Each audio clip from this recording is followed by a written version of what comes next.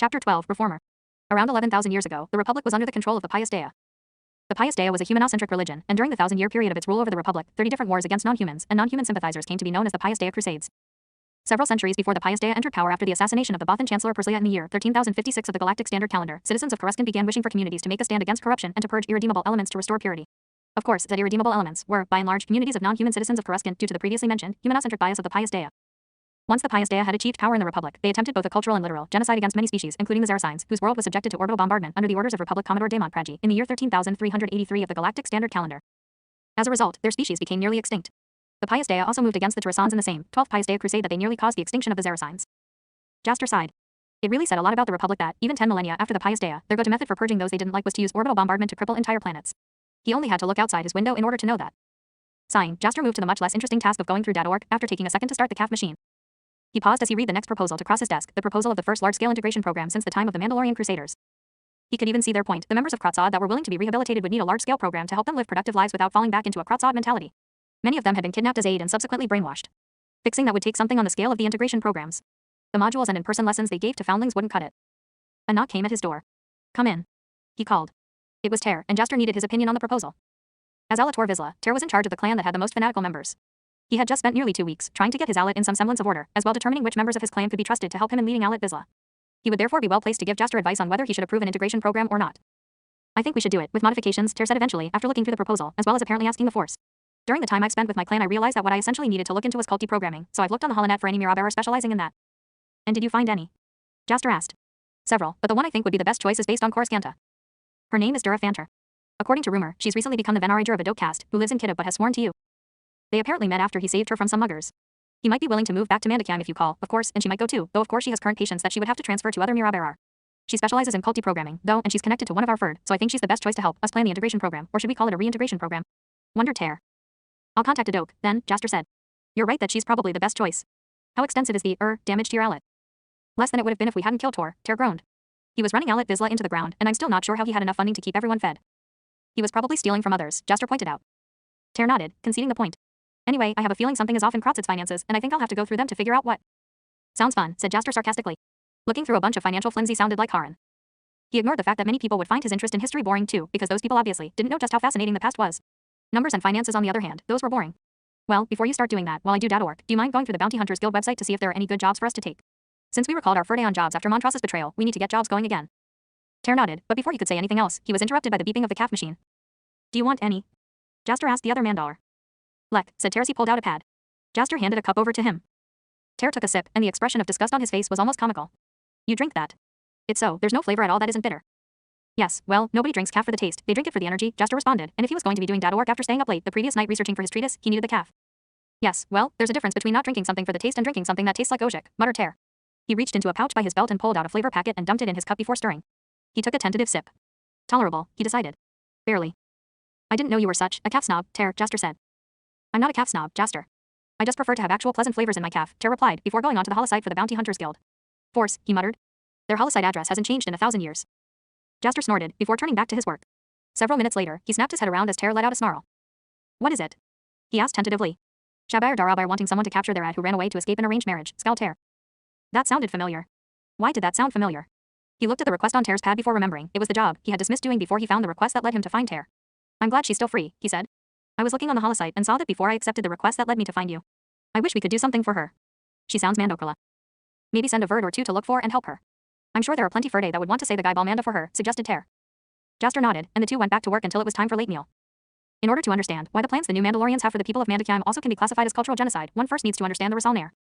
Literally meaning the 6 actions, the Rasalnair consists of the main tenets of Mandalorian culture and life. The Rasalnair is Badjor Balbaskragam, Aranov, Alit, Mandodabal Mandalor, and Venkuyan Emhai. Translated, this means education and armor, self-defense, our tribe, our language and our leader all help us survive. First, Badjor. Badjor means to raise children as Mandalorian. The new Mandalorians, despite calling themselves Mandalorian, have completely detached themselves from what it actually means to be Mandotade, as proven by them not actually raising their children to follow the Rasalnair, which is the heart of what makes someone Mandotade. As previously established in the section talking about the Quarren and Mon Calamari, teaching children nothing of their own culture is a sure way to ensure the extinction of said culture and way of life. Secondly, Biskragam. Biskragam is our armor, literally meaning iron skin. The metal Biskr is sacred among Mandotade. Working with it is the purview of the Goran, who also serves as a lore keeper. However, the new Mandalorians plan to force Mandotade to give up our armor. It can be said that Biskragam is our cultural dress, and by forcing us to give it up, it would be an act of oppression, cultural genocide, and persecution. It would only add insult to injury that the armor, which has protected our ancestors for generations, would be melted down to be used in construction projects. Nobody would think of demanding a Mereel to take off their headdress. The Tuskens of Tatooine have a similar taboo against showing their skin. Nobody sane would demand they do that either. Why, then, do the new Mandalorians find it acceptable to prohibit our own cultural apparel? Thirdly, Arano, self-defense. The new Mandalorians see all violence, even violence carried out in the name of protecting oneself, one's family, or one's people as barbaric. Therefore, Jaster thought he had done a pretty good job with this treatise. He hoped it would be able to convince the galaxy that just because the new Mandalorians called themselves pacifists didn't mean that they had benevolent intentions. Now he just needed someone to edit it and maybe even write a foreword. Someone that would be respected by the Republic. He reached for his comm to call Jokesta, mentally thanking Ter and wondering if he had reached Tanap by now. He, Faye, and Vess had gone to Tanap to meet with Ter's friend Rectification, who was a member of the Jati Agra Corps. Hopefully, they would figure out a way to rehabilitate Mandalorian, but Jaster wasn't exactly holding out hope. He was jerked out of his thoughts when Jokesta answered. Ah, Jaster. I was just reading this fascinating paper on the history of Naboo fashion. Sadly, he had to cut her off. I actually called for a purpose this time, Jokesta. I want you to edit my treatise. And write a foreword. I hope you can see where I and the rest of my people are coming from, despite being a part of the Republic and therefore, possibly in favor of the new Mandalorians. Jokesta raised an eyebrow. Now I'm curious about what it is you'll be sending me, she said. I'm sure it will be as thoughtful as all of your other works. I won't make any promises without reading it first, but I'm sure that I'll be happy to write a foreword, even if it sounds more like you've written a small book than a treatise. Foreign tie, Jokesta, said Jaster. I'll be sending it to you now. A 10-day later, after Ter had returned with Rectification in tow, and really, why did he keep bringing Jati back with him to Mandalorian? Jokesta returned his treatise, marked with edits as well as a foreword. He first opened the file containing the foreword. Growing up in the Crash as a Jedi initiate, Mandalorians have always served as a sort of boogeyman for Jedi younglings. They have historically been one of the few people able to fight against Jedi, and I'm afraid that, until recently, even I believe the common stereotypes about Mandalorians, they're brutish. Violent. Savages. Only know how to fight. I'm ashamed now that I thought that way, but I did. Then I was introduced to Jaster Mereel. Jaster Mereel is the current Mandalor and has been called Mandalor, the Reformer. I can see why. He's a thoughtful man, intelligent, and curious, with a passion for history that even eclipses my own. Since meeting him, I've spent many hours debating history with him, and I've won as many as I've lost. He's a man that can fight with words, as well as a blaster. I found myself re-examining my prejudices against Mandalorians and found that, in fact, they aren't even all that different from Jedi, even though both groups may hate me for saying that. But it's true. Both Jedi and Mandalorians take in people from any species, across the galaxy. Both view protection of children as one of the highest priorities. Both know how to fight, and are trained to fight from a young age. As I was introduced to Jaster and read his Super Commando Codex, I realized that Mandalorian culture defies so many of the stereotypes I have made about it. Which is why I find it so puzzling that the new Mandalorians can't see that they are falling victim to the same stereotypes as well, and, in so doing, are planning to erase a whole culture. And that is something I, as a Jedi, cannot abide. Chapter 13, Rectification. Jaster had sent out the message to Adok Cast to return, and the bird was coming back to Mandalorian with his Venarager after they both had gotten their affairs in order, so they could pack up and move. Ter, meanwhile, was going through the finances of Krotzad. And they weren't adding up. It was like he was missing a significant chunk of data, and he could only assume that Tor had it somewhere apart from the rest of the financial information. The money he could account for had come largely from Alit Bizla's coffers, and partly from the coffers of other Krotzad-leaning Alit, but Ter knew that it still wasn't enough to fund all of Krotzad. And Tor had written down the full amounts, it just wasn't all accounted for. Ter would suspect that it was due to Tor being bad with money, but from what Ter could tell, the files he did have access to were impeccably recorded. Aside, of course, from missing a large chunk of the income only noted as source P in Tor's notes. Ter took several deep breaths. Math and finances weren't his favorite subjects at the best of times. It wasn't that he wasn't good at it. It was that doing it threatened to snap even his Jedi patience. Suith Kai Tan. Suith Kai Tan. Ter had half a mind to call the Jedi and ask if there was anyone with psychometry that he could shove the pad onto to see if that could lead to any further clues, but he knew that they were probably busy tracking down the Sith. Anyway, Krotzad was pretty much defeated now, so figuring out what that source of funding was, while important, wasn't quite as important as figuring out who the Sith were. On the one hand, they had apparently hidden for over 1,000 years, so one might think that the Sith weren't in immediate danger. On the other hand, they were Sith. Schemes and plots were their bread and butter.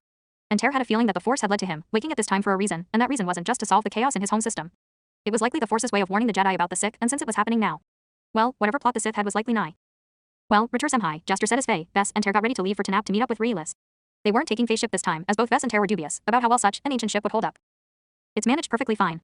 Faye had insisted. For now, and frankly that's a miracle, Vess had muttered. Put it this way, I am not going into that ancient death trap that I'm surprised hasn't exploded from metal fatigue. I'm sorry, Faye, but I'm with Vess on this one, Ter had said when Faye had turned to look at him. Dear friend or not, I'd prefer for the three of us to survive the trip. You were fine on it going to Coruscant. Faye had huffed. That's because I didn't know how old it was, and I had no choice but to use it on the return trip as well, Ter retorted. 2-1, Faye. We're not taking your ship. It turned out to be a good thing they had taken the more heavily armed Mando ship, Ter thought wryly as they left hyperspace to enter Tanap only to find the planet being attacked by pirates. Again. Sighed Faye. What do you mean, again? Vess asked, checking her blaster. She had her red Karada Biscaron today, so Ter knew that she was a she today as opposed to Kaish, like it would have been if she was wearing her green one. Tanap has problems with pirates from Norilik, and it seems like half the time I visited Re the planet was being attacked by pirates, Faye said. You visited Re? Ter asked, surprised. Of course I have.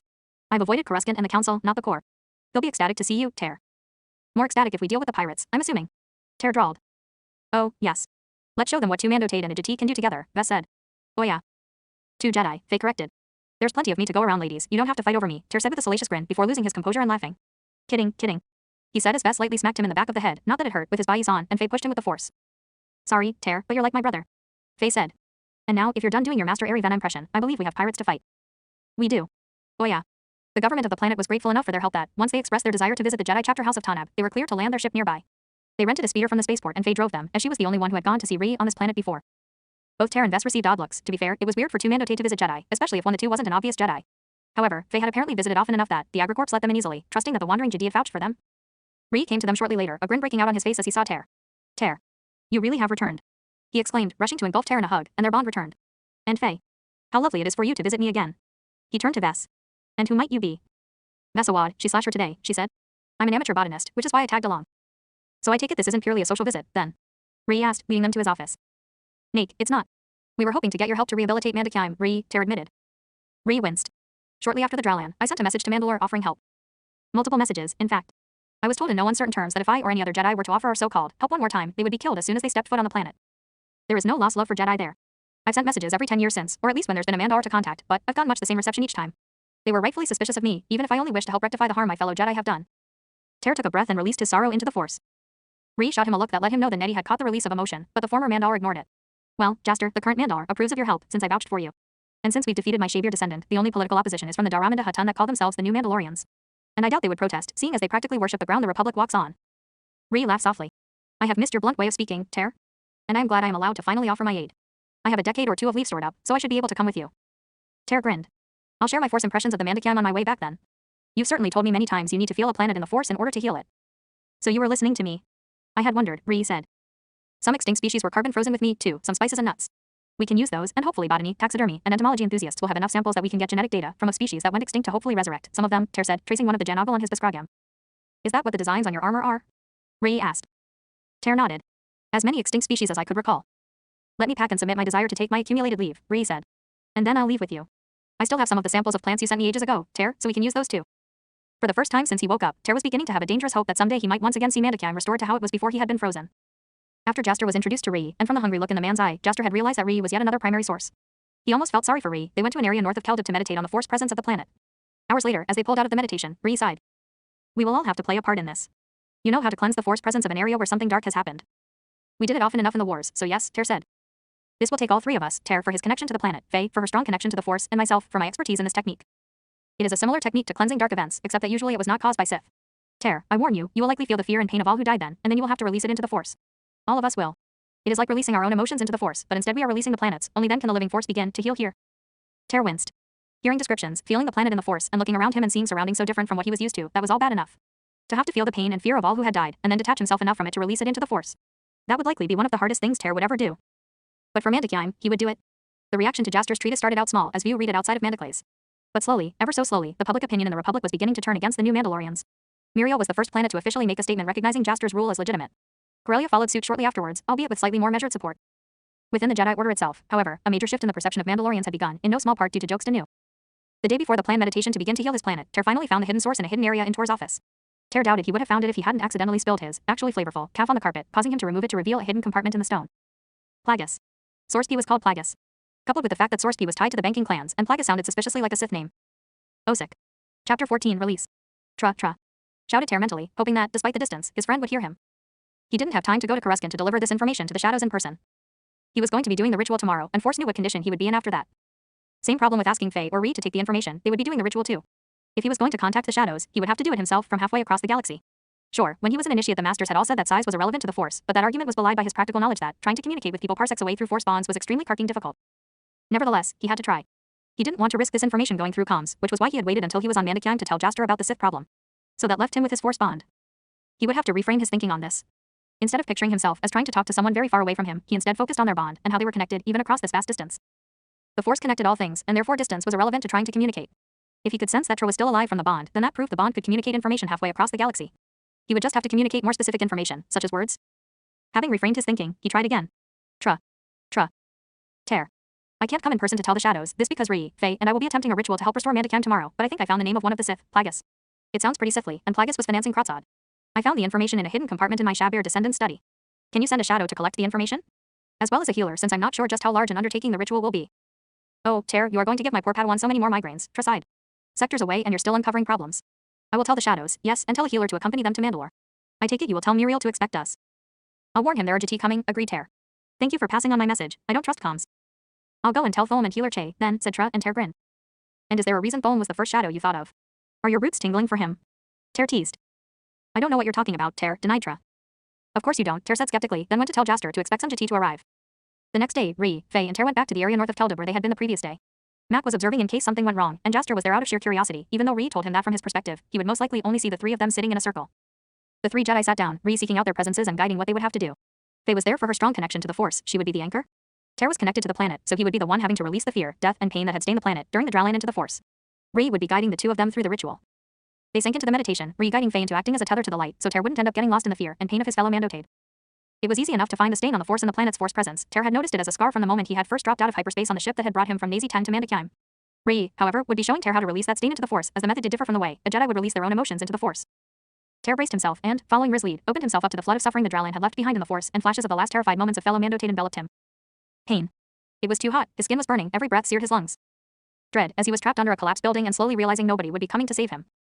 Fear, as he saw the bombs dropped onto the planet. Pain, as the intense heat of the bombardment melted his biscrogament to his skin. Anguish, he was wailing as he saw his Akkad succumb to the burns covering their body, crying out in pain the whole time. Anger, as he saw his planet burning around him from orbit, fighting against the GT ships that were destroying his home, causing vast swaths of the Force to catch on fire, and then his ship was hit, and he knew nothing more. Pain, as smoke and dust prevented him from breathing, gumming up his gills and drying his skin. Horror, he had the same powers as the GT did, and he could feel death after death as the whole planet started marching far away. Pain. Pain. Agony. Despair. Fire. Smoke. Heat. Anguish. Death. Death. Death. Remember to stay in the moment. Came the mental shout of Ree, and he centered himself again, bracing himself against the flood of outside emotions. He was Ter Vizsla, and he was safe. He was not burning. He was not dying. All of this had happened centuries ago. Following Riz's lead, he accepted the foreign emotions before one by one releasing them into the Force. Ter wondered if he was releasing the emotions of every single Mando'ad who had died during the Drowline. He probably was. He was Ter Vizsla, and he was safe.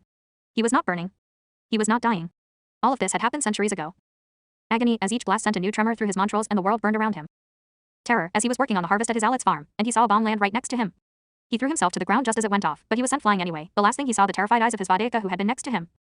Heartbreak, as he saw his Ridger be impaled by a metal shard that an explosion had sent flying, watching as the light left their eyes and they marched far away. His Biskrogam had mostly protected him from the first explosion, but it didn't protect him from the second, and he knew nothing else. Desperation, as he was trapped under a collapsed building, his armor having saved his life.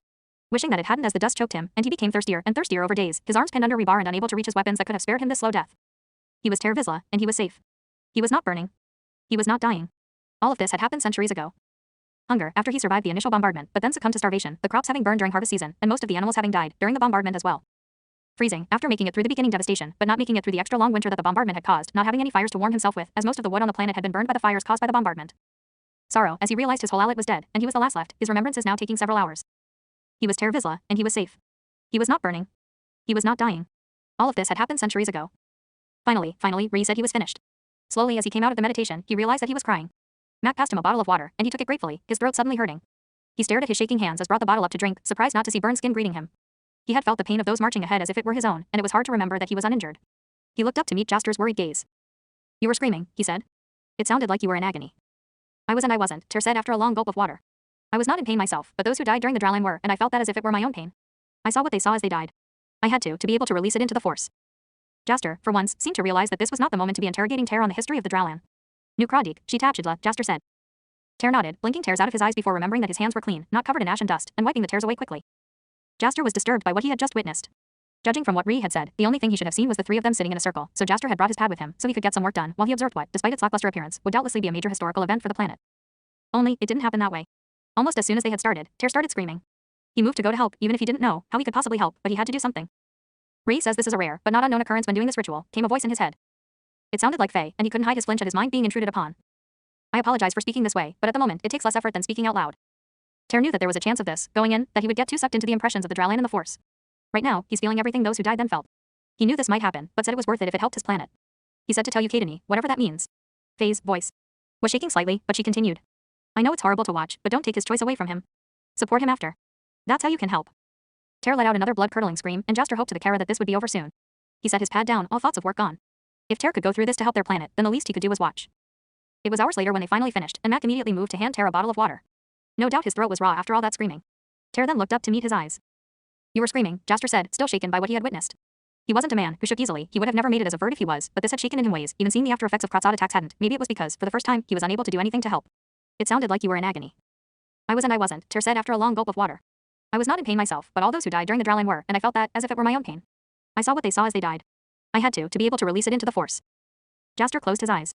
That was worse than he had imagined. What Ter was implying, had he seriously felt all the deaths from the Drowland? Those Mando'ad had died horrible deaths, from burns or from dehydration after being trapped under buildings. And Ter had felt every single one of them.